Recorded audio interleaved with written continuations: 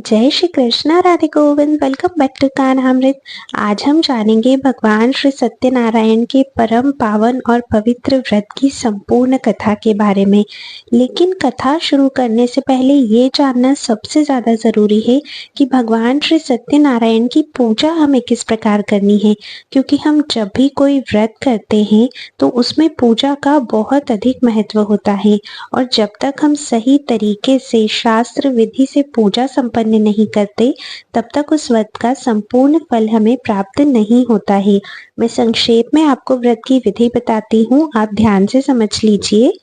देखिए, जो भी व्यक्ति भगवान श्री सत्यनारायण की पूजा का संकल्प लेते हैं उन्हें दिन भर व्रत रखना चाहिए। पूजन स्थल को गाय के गोबर से पवित्र करके वहां एक अल्पना बनाएं और उस पर पूजा की चौकी रखें। इस चौकी के चारों पाए के पास केले का वृक्ष लगाएं। इस चौकी पर शालिग्राम जी, ठाकुर जी या श्री सत्यनारायण भगवान की प्रतिमा स्थापित करें। पूजा करते समय सबसे पहले गणपति भगवान की पूजा करें, फिर इंद्रादि, दश दिक्कल्पा और क्रमशः पंच लोकपाल सीता सहित राम लक्ष्मण की और श्री राधा कृष्ण की पूजा करें। इनकी पूजा के पश्चात ठाकुर जी व सत्यनारायण भगवान की पूजा करें। इसके बाद माता लक्ष्मी की और अंत में महादेव और ब्रह्मा जी की पूजा करें। पूजा संपन्न होने के बाद सभी देवों की आरती करें और चरणामृत लेकर प्रसाद का वितरण करें। इस विधि से हमें पूजा करनी चाहिए। आइए अब हम इस व्रत की परम पवित्र और पावन कथा में प्रवेश करते हैं। इस कथा में 5 अध्याय हैं। इन पांचों अध्याय को संपूर्णतः सुनने के बाद ही हमारा व्रत संपन्न होता है। तो आप भी सत्यनारायण भगवान की पूजा बहुत प्रेम से कीजिए और प्रेम से कथा श्रवण कीजिए। मैं आशा करती हूँ कि भगवान श्री सत्यनारायण की कृपा आपके और आपके संपूर्ण परिवार के जीवन में अवश्य ही होगी। चलिए अब कथा में प्रवेश करते हैं। अध्याय भगवान श्री सत्यनारायण व्रत का जो पूरा संदर्भ है कि पुरा काल में शौनकादि ऋषि नैमिषारण्य स्थित महर्षि सूत के आश्रम पर पहुंचे। ऋषिगण महर्षि सूत से प्रश्न करते हैं कि लौकिक कष्ट मुक्ति, सांसारिक सुख समृद्धि एवं पारलौकिक लक्ष्य की सिद्धि के लिए सरल उपाय क्या है। महर्षि सूत शौनकादि ऋषियों को बताते हैं कि ऐसा ही प्रश्न एक बार नारद जी ने भगवान विष्णु से किया था। भगवान विष्णु ने नारद जी को बताया कि लौकिक क्लेश मुक्ति, सांसारिक सुख समृद्धि एवं पारलौकिक लक्ष्य सिद्धि के लिए एक ही राजमार्ग है और वह है भगवान श्री सत्यनारायण का व्रत। सत्यनारायण का अर्थ है सत्याचरण, सत्याग्रह, सत्यनिष्ठा। संसार में सुख समृद्धि की प्राप्ति सत्याचरण द्वारा ही संभव है। सत्य ही ईश्वर है। सत्याचरण का अर्थ है ईश्वर आराधन करना और भगवत पूजा करना। कथा का प्रारंभ सूत जी द्वारा कथा सुनाने से होता है। नारद जी भगवान श्री विष्णु के पास जाकर उनकी स्तुति करते हैं। स्तुति सुनने के अनंतर भगवान श्री हरि विष्णु जी ने नारद जी से कहा, महाभाग, आप किस प्रयोजन से यहाँ आए हैं? आपके मन में क्या चल रहा है? आप सभी कुछ मुझे कहिए, मैं आपको सब कुछ बताऊंगा। नारद जी बोले, भगवान, मृत्यु लोक में अपने पाप कर्मों के द्वारा विभिन्न योनियों में उत्पन्न सभी लोग बहुत प्रकार के क्लेशों से दुखी हो रहे हैं। हे नाथ, किस लघु उपाय से उनके कष्टों का निवारण हो सकेगा? यदि आप मेरे ऊपर कृपा करते हैं तो वह सब मैं सुनना चाहता हूँ, उसे बताइए। श्री भगवान ने कहा, हे वत्स, संसार के ऊपर अनुग्रह करने की इच्छा से आपने बहुत ही अच्छी बात पूछी है। जिस व्रत के करने से प्राणी मोह से मुक्त हो जाता है उसे मैं आपको बताता हूँ, ध्यान पूर्वक सुनिए। हे वत्स, स्वर्ग और मृत्यु लोक में दुर्लभ भगवान श्री सत्यनारायण का एक महापुण्यप्रद व्रत है। आपके स्नेह के कारण इस समय में उसे कह रहा हूँ। अच्छी प्रकार विधि विधान से भगवान सत्यनारायण व्रत करके मनुष्य शीघ्र ही सुख प्राप्त कर परलोक में मोक्ष प्राप्त कर सकता है। भगवान की ऐसी वाणी सुनकर नारद मुनि ने कहा, प्रभु, इस व्रत को करने का क्या फल है?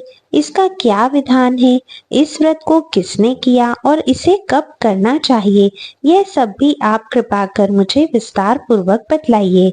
श्री भगवान ने कहा, यह सत्यनारायण व्रत दुख शोक आदि का शमन करने वाला, धन धान्य की वृद्धि करने वाला, सौभाग्य और संतान देने वाला तथा सर्वत्र विजय प्रदान करने वाला है। जिस किसी भी दिन भक्ति और श्रद्धा से समन्वित होकर मनुष्य ब्राह्मणों और बंधु बांधवों के साथ धर्म में तत्पर होकर सायंकाल भगवान श्री सत्यनारायण की पूजा करे, नैवेद्य के रूप में उत्तम कोटि के भोजनीय पदार्थ को सवाया मात्रा में भक्ति पूर्वक अर्पित करना चाहिए। केले के फल, घी, दूध, गेहूं का चूर्ण अथवा गेहूं के चूर्ण के अभाव में साठी, चावल का चूर्ण, शक्कर या गुड़, यह सब भक्ष्य सामग्री सवाया मात्रा में एकत्र कर निवेदित करनी चाहिए। बंधु बांधवों के साथ श्री सत्यनारायण भगवान की कथा सुनकर दक्षिणा देनी चाहिए। तदनंतर बंधु बांधवों के साथ ब्राह्मणों को भोजन कराना चाहिए। भक्ति पूर्वक प्रसाद ग्रहण करके नृत्य गीत आदि का आयोजन करना चाहिए। तदनंतर भगवान सत्यनारायण का स्मरण करते हुए अपने घर जाना चाहिए। ऐसा करने से मनुष्यों की अभिलाषा अवश्य ही पूर्ण होती है। विशेष रूप से कलयुग में पृथ्वी लोक में यह सबसे छोटा और सरल उपाय है। इसी के साथ यहाँ पर भगवान श्री सत्यनारायण व्रत कथा का प्रथम अध्याय समाप्त होता है। चलिए दूसरे अध्याय में प्रवेश करते हैं। श्री सूत जी बोले, हे द्विजों, अब मैं पुनः पूर्व काल में जिसने इस सत्यनारायण व्रत को किया था उसे भली भांति विस्तार पूर्वक कहूंगा। रमणीय काशी नगर में कोई अत्यंत निर्धन ब्राह्मण रहता था। भूख और प्यास से व्याकुल होकर वह प्रतिदिन पृथ्वी पर भटकता रहता था। भगवान ने उस दुखी ब्राह्मण को देखकर वृद्ध का रूप धारण करके उस द्विज से आदर पूर्वक पूछा, हे द्विज, प्रतिदिन अत्यंत दुखी होकर तुम किस लिए पृथ्वी पर भ्रमण करते रहते हो? हे द्विज श्रेष्ठ, यह सब बतलाओ, मैं सुनना चाहता हूँ। ब्राह्मण बोला, प्रभु, मैं अत्यंत दीन दरिद्र हूँ और भिक्षा के लिए ही पृथ्वी पर घूमा करता हूँ। यदि मेरी इस दरिद्रता को दूर करने का आप कोई उपाय जानते हो तो कृपा पूर्वक मुझे बतलाइए।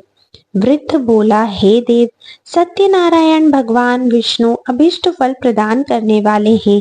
हे विप्र, तुम उनका उत्तम व्रत करो, जिसे करने से मनुष्य सभी दुखों से मुक्त हो जाता है। व्रत के विधान को भी यत्न पूर्वक कहकर वृद्ध रूपधारी भगवान विष्णु वहीं पर अंतर ध्यान हो गए। वृद्ध ने जैसा कहा है उस व्रत को अच्छी प्रकार से वैसे ही करूंगा, यह सोचते हुए उस रात को उसे नींद भी नहीं आई। अगले दिन प्रातःकाल उठकर भगवान सत्यनारायण का व्रत करूंगा, ऐसा संकल्प करके वह भिक्षा के लिए चल पड़ा। उस दिन भिक्षा में उसे बहुत सा धन प्राप्त हुआ। उसी धन से उसने बंधु बांधवों के साथ भगवान सत्यनारायण का व्रत किया। इस व्रत के प्रभाव से वह श्रेष्ठ सभी दुखों से मुक्त होकर समस्त संपत्तियों से संपन्न हो गया। उस दिन से लेकर प्रत्येक महीने उसने यह व्रत किया। इस प्रकार भगवान सत्यनारायण के इस व्रत को करके वह श्रेष्ठ सभी पापों से मुक्त हो गया और उसने दुर्लभ मोक्ष पद को प्राप्त किया। हे विप्र, पृथ्वी पर जब भी कोई मनुष्य श्री सत्यनारायण भगवान का व्रत करेगा, उसी समय उसके समस्त दुख नष्ट हो जाएंगे। इस प्रकार भगवान नारायण ने महात्मा नारद जी से जो कुछ कहा, मैंने वह सब कुछ आप लोगों से कह दिया। आगे अब और क्या कहूँ? हे मुने, इस पृथ्वी पर उससे सुने हुए इस व्रत को किसने किया, हम वह सब सुनना चाहते हैं। उस व्रत पर हमारी श्रद्धा हो रही है। श्री सूत जी बोले, हे मुनियों, पृथ्वी पर जिसने यह व्रत किया उसे आप लोग सुने। एक बार वह द्विज श्रेष्ठ अपनी धन संपत्ति के अनुसार बंधु बांधवों तथा परिवारजनों के साथ व्रत करने के लिए तत्पर हुआ। इसी बीच एक लकड़हारा वहां आया और लकड़ी बाहर रखकर उस ब्राह्मण के घर गया।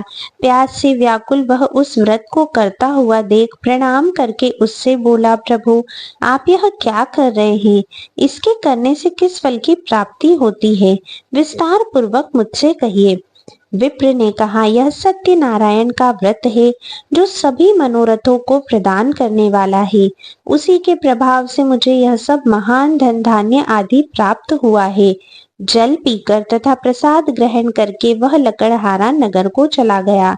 सत्यदेव के लिए मन में ऐसा सोचने लगा कि आज लकड़ी बेचने से जो धन प्राप्त होगा उसी धन से भगवान श्री सत्यनारायण का श्रेष्ठ व्रत करूंगा। इस प्रकार मन से चिंतन करता हुआ लकड़ी को मस्तक पर रखकर उस सुंदर नगर में गया जहाँ धन संपन्न लोग रहते थे। उस दिन उसे लकड़ी का दुगना मूल्य प्राप्त किया। इसके बाद प्रसन्न हृदय होकर वह पके हुए केले का फल, शक्कर, घी, दूध और गेहूं का चूर्ण सवाया मात्रा में लेकर अपने घर आया। तत्पश्चात उसने अपने बांधवों को बुलाकर विधि विधान से भगवान श्री सत्यनारायण का व्रत किया। उस व्रत के प्रभाव से वह धन पुत्र से संपन्न हो गया और इस लोक में अनेक सुख का उपभोग कर अंत में वह सत्यपुर अर्थात बैकुंठ लोक को चला गया। इसी के साथ दूसरा अध्याय भी यहीं पर समाप्त होता है। बोलिए श्री सत्यनारायण भगवान की जय हो। चलिए अब तीसरे अध्याय में प्रवेश करते हैं। सूत जी बोले, श्रेष्ठ मुनियों, अब मैं पुनः आगे की कथा कहूंगा, आप लोग ध्यान से सुने। प्राचीन काल में उल्कामुख नाम का एक राजा था। वह जितेंद्रिय, सत्यवादी तथा अत्यंत बुद्धिमान था। वह विद्वान राजा प्रतिदिन देवालय जाता और धन देकर ब्राह्मणों को संतुष्ट करता था। कमल के समान मुख वाली उसकी धर्मपत्नी शील, विनय एवं सौंदर्य आदि गुणों से संपन्न तथा पतिपरायणा थी। राजा एक दिन अपनी धर्म पत्नी के साथ भद्रशिला नदी के तट पर श्री सत्यनारायण का व्रत कर रहा था। उसी समय व्यापार के अनेक प्रकार की पुष्पकर धन राशि से संपन्न एक साधु नाम का बनिया वहां पर आया। भद्रशिला नदी के तट पर नाव को स्थापित कर वह राजा के समीप गया और राजा को उस व्रत में दीक्षित देखकर विनय पूर्वक पूछने लगा। साधु ने कहा, हे राजन, आप भक्ति युक्त चित्त से यह क्या कर रहे हैं? कृपया वह सब बताइए, इसे मैं सुनना चाहता हूँ। राजा बोले, हे साधो, पुत्र आदि की प्राप्ति की कामना से अपने बंधु बांधवों के साथ में अतुल तेज संपन्न भगवान विष्णु का व्रत एवं पूजन कर रहा हूँ। राजा की बात सुनकर साधु ने आदर पूर्वक कहा, राजन, इस विषय में आप मुझे सब कुछ विस्तार से बतलाइए।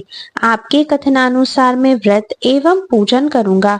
मुझे भी संतति नहीं है, इससे अवश्य ही संतति प्राप्त होगी।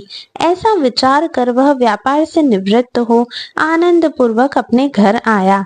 उसने अपनी भार्या से संतति प्रदान करने वाले इस सत्य व्रत को विस्तार पूर्वक बताया तथा जब मुझे संतति प्राप्त होगी तब मैं इस व्रत को करूंगा। इस प्रकार उस साधु ने अपनी भार्या लीलावती से कहा। एक दिन उसकी लीलावती नाम की सती सातवीं भार्या पति के साथ आनंद चित्त से ऋतुकालीन धर्मचारण में प्रवृत्त हुई और भगवान श्री सत्यनारायण की कृपा से उसकी वह भार्या गर्भिणी हुई।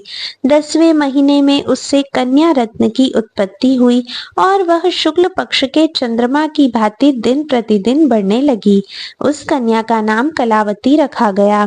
इसके बाद एक दिन लीलावती ने अपने स्वामी से मधुर वाणी में कहा, आप पूर्व में संकल्पित श्री सत्यनारायण के व्रत को क्यों नहीं कर रहे हैं? साधु बोला, हे प्रिय, इसके विवाह के समय व्रत करूंगा। इस प्रकार अपनी पत्नी को भली भांति आश्वस्त कर वह व्यापार करने के लिए नगर की ओर चला गया।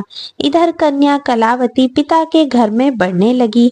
तदनंतर धर्मज्ञ साधु ने नगर में सखियों के साथ क्रीड़ा करती हुई अपनी कन्या को विवाह योग्य देखकर आपस में मंत्रणा करके कन्या विवाह के लिए श्रेष्ठ वर का अन्वेषण करो, ऐसा दूत से कहकर शीघ्र ही उसे भेज दिया। उसकी आज्ञा प्राप्त करके वह दूत कांचन नामक नगर में गया और वहां से एक वणिक का पुत्र लेकर आया। उस साधु ने उस वणिक के पुत्र को सुंदर और गुणों से संपन्न देखकर अपनी जाति के लोगों तथा बंधु बांधवों के साथ संतुष्ट चित्त हो विधि विधान से वणिक पुत्र के हाथ में कन्या का दान कर दिया। उस समय वह साधु बनिया दुर्भाग्यवश भगवान सत्यनारायण का वह उत्तम व्रत करना भूल गया। पूर्व संकल्प के अनुसार विवाह के समय व्रत न करने के कारण भगवान श्री सत्यदेव उस पर रुष्ट हो गए। कुछ समय पश्चात अपने व्यापार कर्म में कुशल वह साधु बनिया काल की प्रेरणा से अपने दामाद के साथ व्यापार करने के लिए समुद्र के समीप रत्नसारपुर नामक सुंदर नगर में गया और अपने श्री संपन्न दामाद के साथ वहां व्यापार करने लगा। उसके बाद वे दोनों राजा चंद्रकेतु के रमणीय उस नगर में गए। उसी समय भगवान श्री सत्यनारायण ने उसे भ्रष्ट प्रतिज्ञा देखकर इसे दारुण कठिन और महान दुख प्राप्त होगा ऐसा श्राप दे दिया। एक दिन एक चोर राजा चंद्रकेतु के धन को चुराकर वहीं आया जहां वे दोनों वणिक स्थित थे। वह अपने पीछे दौड़ते हुए दूतों को देखकर भयभीत चित्त से धन वहीं छोड़कर शीघ्र ही छिप गया। इसके बाद राजा के दूत वहां आ गए। जब वह साधु वणिक था, वहां राजा के धन को देखकर वे दूत उन दोनों वणिक पुत्रों को बांध कर ले आए और हर्षपूर्वक दौड़ते हुए राजा से बोले, प्रभु, हम दो चोर पकड़ कर लाए हैं, इन्हें देखकर आप आज्ञा दें। राजा की आज्ञा से दोनों शीघ्र ही दृढ़ता पूर्वक बांध कर बिना विचार किए महान कारागार में डाल दिए गए। भगवान श्री सत्यदेव की माया से किसी ने उन दोनों की बात नहीं सुनी और राजा चंद्रकेतु ने उन दोनों का धन भी ले लिया। भगवान के शाप से वणिक के घर में उसकी भार्या भी अत्यंत दुखित हो गई और उनके घर में सारा का सारा जो धन था वह चोरों ने चुरा लिया। लीलावती शारीरिक तथा मानसिक पीड़ाओं से युक्त, भूख और प्यास से दुखी हो अन्न की चिंता से दर दर भटकने लगी। कलावती कन्या भी भोजन के लिए इधर उधर प्रतिदिन घूमने लगी। एक दिन भूख से पीड़ित कलावती एक घर गई। वहां जाकर उसने श्री सत्यनारायण के व्रत पूजन को वहां बैठकर उसने कथा सुनी और वरदान मांगा। उसके बाद प्रसाद ग्रहण करके वह कुछ रात होने पर घर चली गई। माता ने कलावती कन्या से प्रेम पूर्वक पूछा, पुत्री, रात में तू कहाँ रुक गई थी? तुम्हारे मन में क्या है? कलावती कन्या ने तुरंत माता से कहा, माँ, मैंने एक घर में मनोरथ प्रदान करने वाला व्रत देखा है। कन्या की उस बात को सुनकर वह वणिक की भार्या व्रत करने को उद्यत हुई और प्रसन्न मन से उस साध्वी ने बंधु बांधवों के साथ भगवान श्री सत्यनारायण का व्रत किया तथा इस प्रकार प्रार्थना की, भगवान, आप हमारे पति एवं जमाता के अपराध को क्षमा करें, वे दोनों अपने घर शीघ्र आ जाएं। इस व्रत से भगवान सत्यनारायण पुनः संतुष्ट हो गए तथा उन्होंने नृपश्रेष्ठ चंद्रकेतु को स्वप्न दिखाया और स्वप्न में कहा, नृपश्रेष्ठ, प्रातः काल दोनों वणिकों को छोड़ दो और वह सारा धन भी दे दो जो तुमने इस समय उनसे ले लिया है, अन्यथा राज्य, धन एवं पुत्र सहित तुम्हारा सर्वनाश कर दूंगा। राजा से स्वप्न में ऐसा कहकर भगवान सत्यनारायण अंतर ध्यान हो गए। इसके बाद प्रातः काल राजा ने सभा में बैठकर अपना स्वप्न सभी लोगों को बताया और कहा, दोनों बंदी वणिक पुत्रों को शीघ्र ही मुक्त कर दो। राजा की ऐसी बात सुनकर वे राजपुरुष दोनों महाजनों को बंधन से मुक्त करके राजा के सामने लाकर विनय पूर्वक बोले, महाराज, बेड़ी बंधन से मुक्त करके दोनों वणिक पुत्र लाए गए हैं। इसके बाद दोनों महाजन नृपश्रेष्ठ चंद्रकेतु को प्रणाम करके अपने पूर्व वृत्तांत का स्मरण करते हुए भयविहीन हो गए और कुछ बोल ही ना सके। राजा ने वणिक पुत्रों को देखकर आदर पूर्वक कहा, आप लोगों को प्रारब्धवश यह महान दुख प्राप्त हुआ है, इस समय कोई भय नहीं है। ऐसा कहकर उनकी बेड़ी खुलवाकर शोर कर्म आदि करवाया। राजा ने वस्त्र अलंकार देकर उन दोनों वणिक पुत्रों को संतुष्ट किया तथा सामने बुलाकर वाणी द्वारा अत्यधिक आनंदित किया। पहले जो धन लिया था उससे दूना धन उन दोनों को दिया। उसके बाद राजा ने पुनः उनसे कहा, साधो, अब आप अपने घर को जाएं। राजा को प्रणाम करके आपकी ही कृपा से हम जा रहे हैं। ऐसा कहकर उन दोनों महावैश्यों ने अपने घर की ओर प्रस्थान किया। इसी के साथ श्री सत्यनारायण भगवान का तृतीय अध्याय भी समाप्त होता है। बोलिए श्री सत्यनारायण भगवान की जय हो। चलिए अब चतुर्थ 4 अध्याय में प्रवेश करते हैं। श्री सूत जी बोले, साधु बनिया मंगलाचरण कर और ब्राह्मणों को धन देकर अपने नगर के लिए चल पड़ा। साधु के कुछ दूर जाने पर भगवान सत्यनारायण की उसकी सत्यता की परीक्षा के विषय में जिज्ञासा हुई। साधो, तुम्हारी नाव में क्या भरा है? तब धन के मद में चूर दोनों महाजनों ने अवहेलना पूर्वक हंसते हुए कहा, दंडिन, तुम क्यों पूछ रहे हो? क्या कुछ द्रव्य लेने की इच्छा है? हमारी नाव में तो लता और पत्ते आदि भरे हैं। ऐसी निष्ठुर वाणी सुनकर तुम्हारी बात सच हो जाए, ऐसा कहकर दंडी सन्यासी का रूप धारण किए हुए भगवान कुछ दूर जाकर समुद्र के समीप बैठ गए। दंडी के चले जाने पर नृत्य किया करने के पश्चात उतराई हुई अर्थात जल में ऊपर की ओर उठी हुई नौका को देखकर साधु अत्यंत आश्चर्य में पड़ गया और नाव में लता और पत्ते आदि देखकर मूर्छित हो पृथ्वी पर गिर पड़ा। सचेत होने पर वणिक पुत्र चिंतित हो गया। तब उसके दामाद ने इस प्रकार कहा, आप शोक क्यों करते हैं? दंडी ने शाप दिया है, इस स्थिति में वे ही चाहे तो सब कुछ कर सकते हैं, इसमें कोई संशय नहीं है। अतः उन्हीं की शरण में हम चलें, वही मन की इच्छा पूर्ण होगी। दामाद की बात सुनकर साधु बनिया उसके पास गया और वहां दंडी को देखकर उनसे भक्ति पूर्वक उसने प्रणाम तथा किया। आदर पूर्वक कहने लगा, आपके सन्मुख मैंने जो कुछ कहा है, असत्य भाषण रूप अपराध किया है, आप मेरे उस अपराध को क्षमा करें। ऐसा कहकर बारंबार प्रणाम करके वह महान शोक से आकुल हो गया। दंडी ने उसे रोता हुआ देखकर कहा, हे मूर्ख, रो मत, मेरी बात सुनो। मेरी पूजा से उदासीन होने के कारण तथा मेरी आज्ञा से ही तुमने बारंबार दुख प्राप्त किए हैं। भगवान की ऐसी वाणी सुनकर वह उनकी स्तुति करने लगा। साधु ने कहा, हे प्रभु, यह आश्चर्य की बात है कि आपकी माया से मोहित होने के कारण ब्रह्मा आदि देवता भी आपके गुणों और रूपों को यथावत रूप से नहीं जान पाते। फिर मैं मूर्ख आपकी माया से मोहित होने के कारण कैसे जान सकता हूँ? आप प्रसन्न हो, मैं अपनी धन संपत्ति के अनुसार आपकी पूजा करूंगा।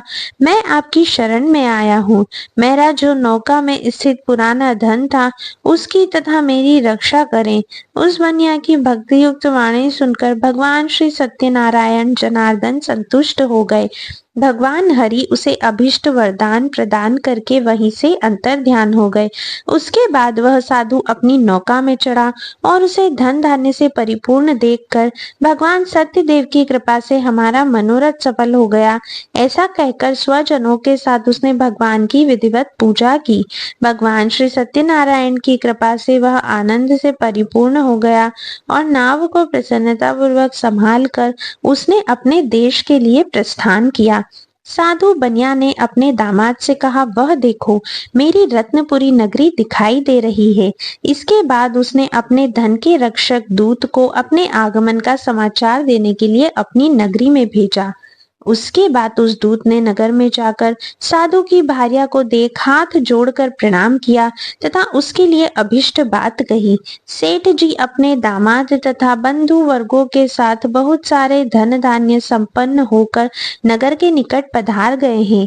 दूत के मुख से यह बात सुनकर वह महान आनंद से विहल हो गई और उस साध्वी ने श्री सत्यनारायण भगवान की पूजा करके अपनी पुत्री से कहा, मैं साधु के दर्शन के लिए जा रही हूँ, तुम शीघ्र आओ।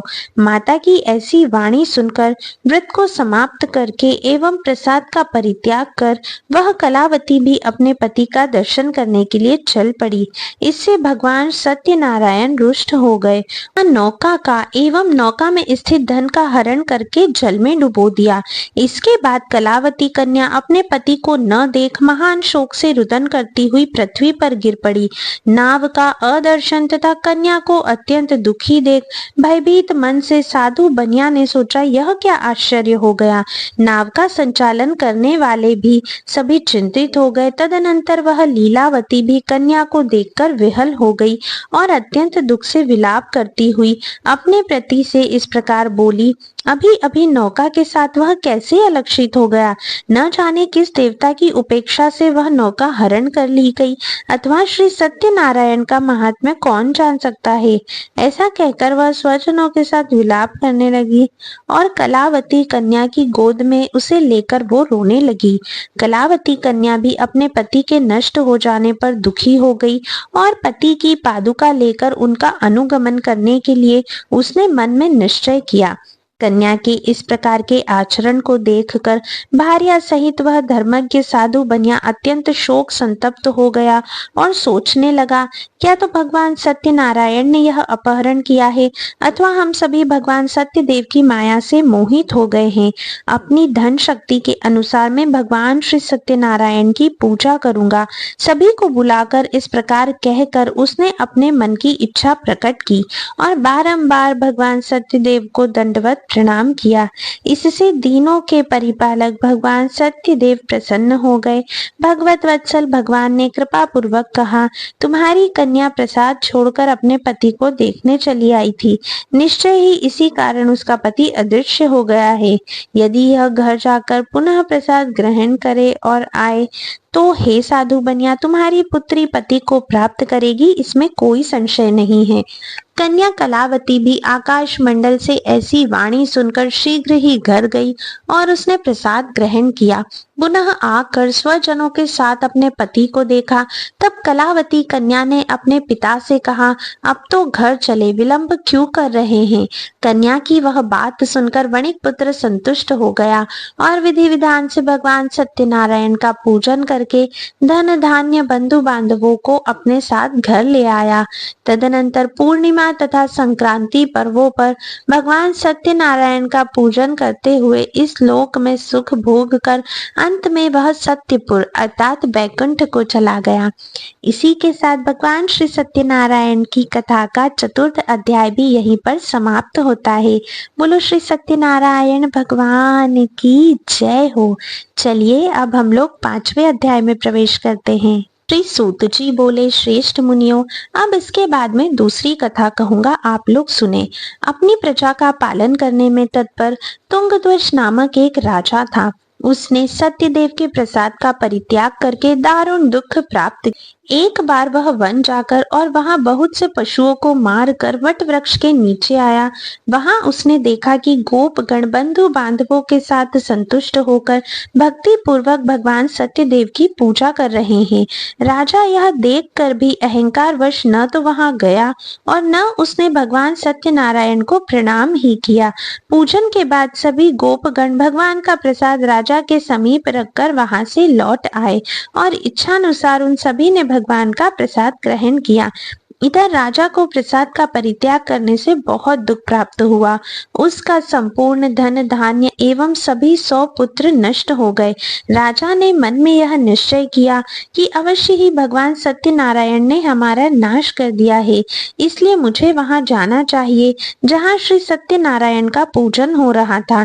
ऐसा मन में निश्चय करके वह राजा गोपगणों के समीप गया और उसने गोपगणों के साथ भक्ति श्रद्धा और युक्त विधि पूर्वक भगवान श्री सत्यदेव की पूजा की। भगवान सत्यदेव की कृपा से वह पुनः धन धान्य और पुत्रों से संपन्न हो गया तथा इस लोक में सभी सुखों का उपभोग कर अंत में सत्यपुर अर्थात बैकुंठ को प्राप्त हुआ। सूत जी कहते हैं, जो व्यक्ति इस परम दुर्लभ श्री सत्यनारायण के व्रत को करता है और पुण्यमयी तथा फल प्रदायिनी भगवान की कथा को भक्ति युक्त होकर सुनता है, उसे भगवान श्री सत्यनारायण की कृपा से धन धान्य आदि की प्राप्ति होती है।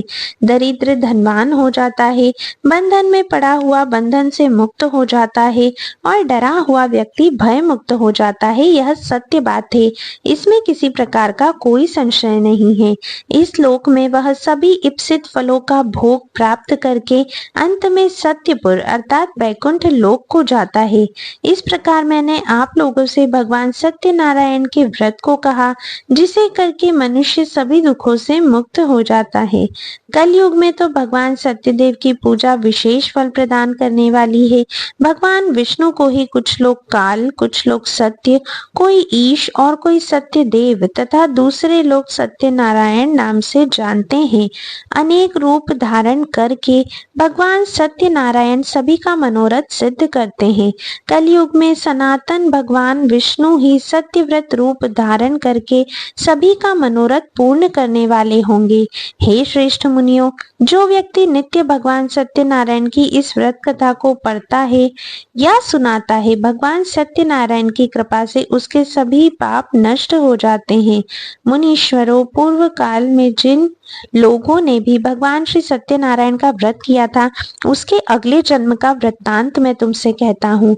महान प्रज्ञा संपन्न सत्यनारायण व्रत करने के प्रभाव से दूसरे जन्म में सुदामा हुए और उस जन्म में भगवान श्री कृष्ण का ध्यान करके उन्हें मोक्ष की प्राप्ति हुई। लकड़हारा भिल्ल गुहों का राजा हुआ और अगले जन्म में उसने भगवान श्री राम की सेवा करके मोक्ष पद को प्राप्त किया। महाराज उल्कामुख दूसरे जन्म में राजा दशरथ हुए, जिन्होंने श्री रंगनाथ जी की पूजा करके अंत में वैकुंठ को प्राप्त किया। इसी प्रकार धार्मिक और सत्यव्रती साधु पिछले जन्म में सत्यव्रत थे, प्रभाव से दूसरे जन्म में मोरध्वज नामक राजा हुए। उसने आरे से चीर कर अपने पुत्र की आधी देह भगवान विष्णु को अर्पित कर दी थी। इसी प्रकार महाराजा तुंगध्वज जन्मांतर में स्वयंभुव मनु हुए और भगवत संबंधी संपूर्ण कार्यों का अनुष्ठान करके बैकुंठ लोक को प्राप्त हुए। जो गोपगण थे, वे सब जन्मांतर में ब्रज मंडल में निवास करने वाले गोप हुए और सभी राक्षसों का संहार करके उन्होंने भी भगवान का शाश्वत धाम गोलोक प्राप्त किया। इसी प्रकार श्री स्कंद पुराण के अंतर्गत रेवा खंड में श्री सत्यनारायण व्रत कथा का यह 5वां अध्याय भी यहीं पर संपूर्ण होता है। सभी प्रेम से कहिए श्री सत्यनारायण भगवान की जय। ये थी भगवान श्री सत्यनारायण के व्रत की संपूर्ण कथा। आप सभी को श्री सत्यनारायण व्रत की पूर्णिमा तिथि के इस शुभ अवसर की अनंत और अनंत बधाइयाँ। अगर आपको ये कथा थोड़ी भी पसंद आई है तो इसे ज़्यादा से ज़्यादा लाइक और शेयर कीजिए ताकि सभी लोग इसके लाभ को प्राप्त कर सके। आज की वीडियो में बस इतना ही था। अगर चैनल पर नए हैं तो चैनल को सब्सक्राइब किए बिना बिल्कुल भी मत जाइएगा। अब मैं आप सभी से मिलूंगी नेक्स्ट वीडियो में। तब तक के लिए राधे राधे।